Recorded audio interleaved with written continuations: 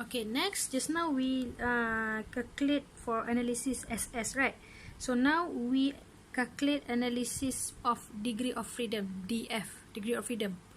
Same, okay, dia punya jalan kira dia, maknanya kita kena ada total degree of freedom dengan within treatment, total degree of freedom, and also within treatment degree of freedom.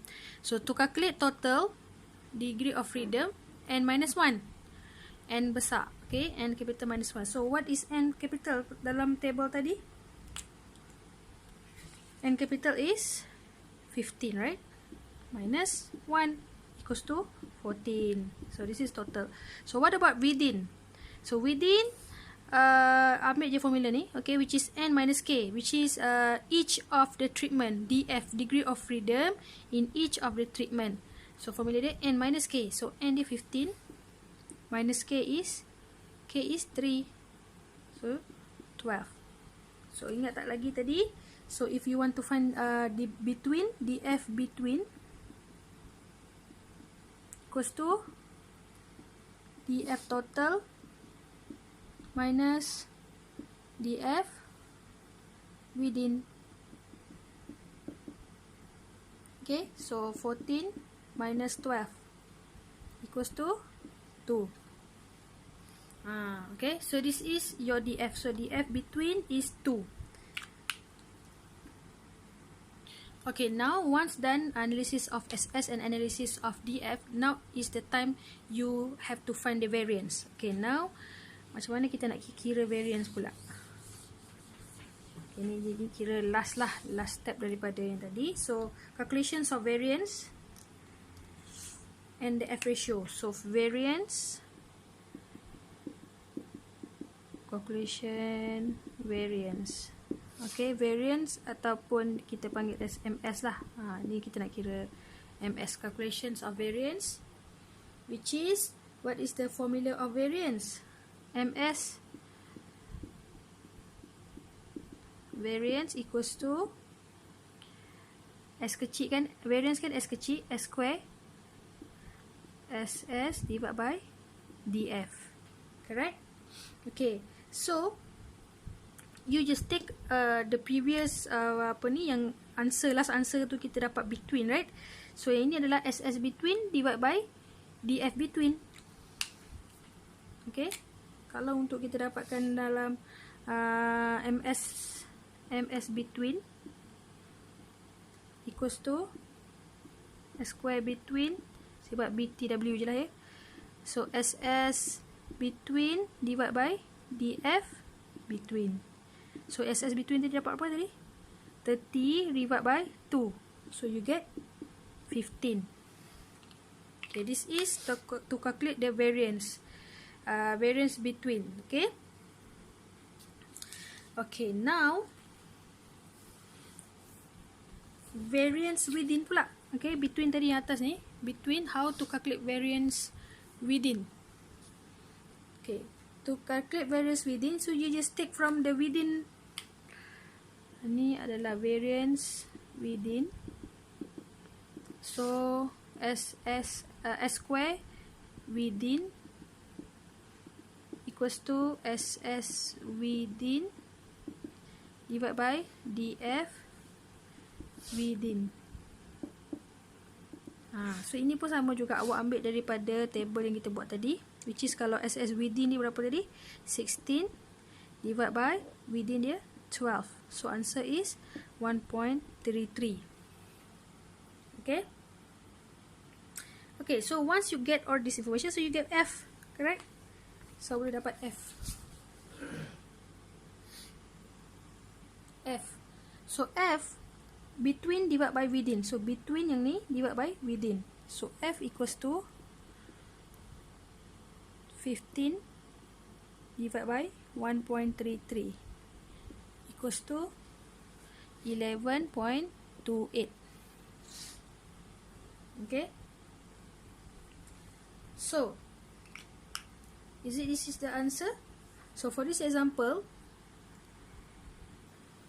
okay, so you can find that this is the, not the last answer, but this is the ratio. Okay, F ratio 11.28. Okay, So let's say if they give you critical region tu berapa alpha, contoh alpha 0.05 ke, alpha 0.01 ke. So how you can see from the table? Okay, first of all, you have to assign first the design first, which is that depends on the degree of freedom. If you can see from the table, you have to find out degree of freedom, right?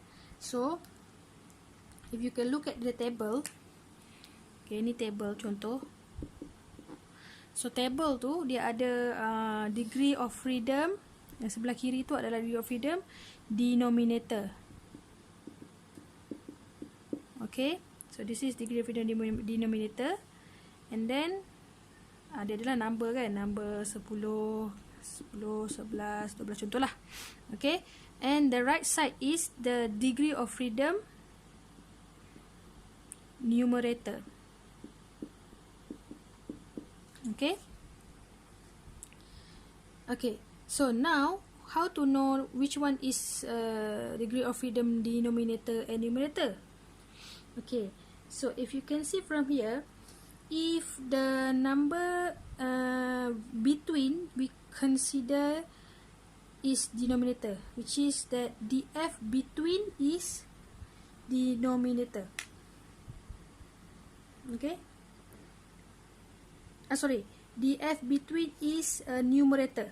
Okay, df between is we call as numerator, which is number ni 2 kan, kat sini 2. So ini adalah numerator for with between. df within ini adalah denominator.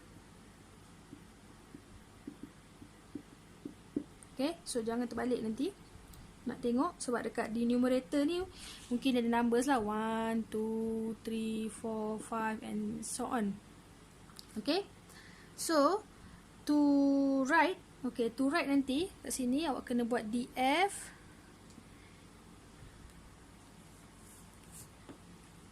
numerator dulu 2 and 12. Buat bentuk macam ni, which is 2 is numerator. Saya buatlah kat sini. 2 is n numerator and 12 is denominator. Okay, so 2 kena carilah sini, 2 pergi kat numerator dulu, 2. Okay, 2 kat sini, and then cari nombor 12, samalah. Okay, and then you can see here dekat numbers kat sini ada 2 numbers, which is yang bold dengan yang unbold. Okay, so this one for unbold, it depends on the table, how your table is look like. For example, in my table, kalau bentuk bold tu adalah consider as 0.05%. Okay, yang unbold, katakan yang unbold tulis macam ni lah, katakanlah unbold, jawapan dia adalah 3.88. Ini alpha dia 0.05. Okay, kat sini ada number satu lagi, bold. Okay, bold dia adalah 6.93. So this is the alpha 0.1%. Tak nampak pula. Okay, so sini alpha dia 0.1%. Sekejap saya tutup.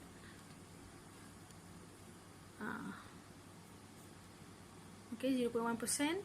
And then the other one is kalau bold, let's say ini adalah 1%. So you have to look at what type of alpha level yang dia bagi. Alpha, kalau alpha 0.05, you take lah unbold. If alpha ada 10%, take bold. Okay, so that the last answer, it depends on the critical region itself. So at the last, you have to see based on the critical region, and then you have to compare with the critical region given from the F, which is F the 11.28, right? So you have to know whether what is the apa, the conclusion. Okay, let's say the conclusion is 0.05. So which is 0.05 ni adalah 3.88 kan, kalau dalam graf ni. So this is your critical region, 0.3.88. So your answer is 11.28, which is here, far ahead. So you know already what is the conclusion, right? So it means sini. Okay, so it means dia within in the critical region, which is decision dia reject null hypothesis. Correct? Reject null. Nanti awak sambung lah. Okay, reject null hypothesis. So decision and conclusion, buatlah balik ayat macam biasa. Okay, so to conclude that there is a different, okay, there is a different condition of significantly affect with the driving performance. Awak boleh lah effect with the driving performance. Okay, so I hope you can understand about this topic. Slightly banyak sikit dia punya video sebab banyak benda yang awak kena calculate, especially within, between and so on. Okay.